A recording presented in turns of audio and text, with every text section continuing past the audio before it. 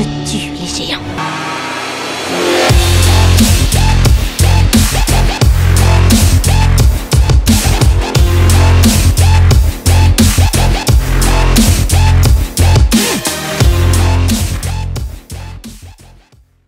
Bonjour, c'est Drawer et nous sommes actuellement au festival du film fantastique de Gérard May 2018 et comme vous le voyez, il y a un lac, c'est magnifique.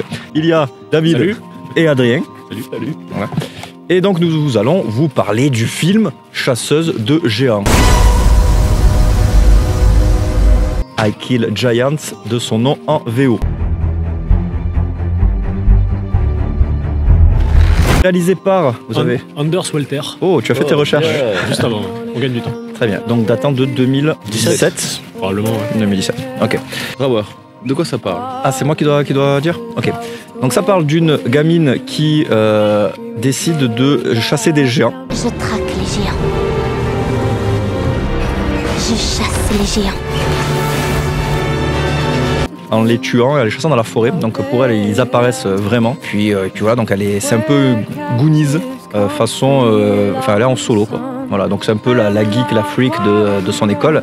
Elle se fait bully à mort. Il se trouve qu'il y a quelque chose derrière tout ça, évidemment. Est-ce que les géants existent ou est-ce qu'ils sont juste dans sa tête d'enfant malade?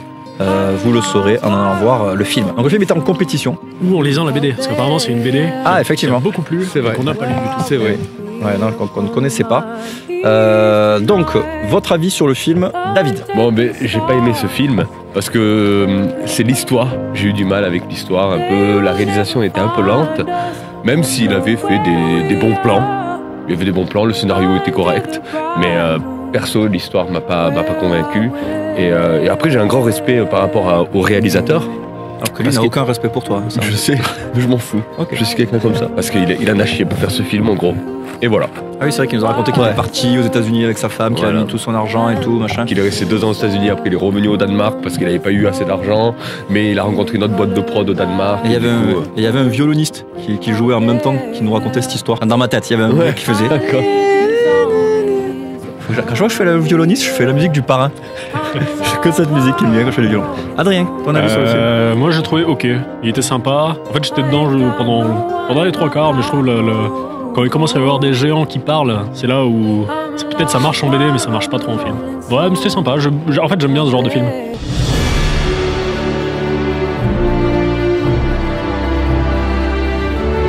D'accord. Le film m'a un petit peu fait penser à Max et les Maxi Monstres, dans le délire je m'enfuis dans un monde imaginaire, on sait pas trop s'il est vrai ou pas, tout ça.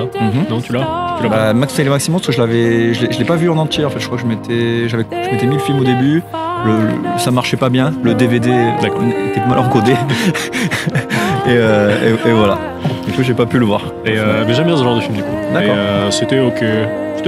Ouais, après c'est un film pour enfants, moi je sais que c'est un film pour enfants, Max et les Maxi Monstres.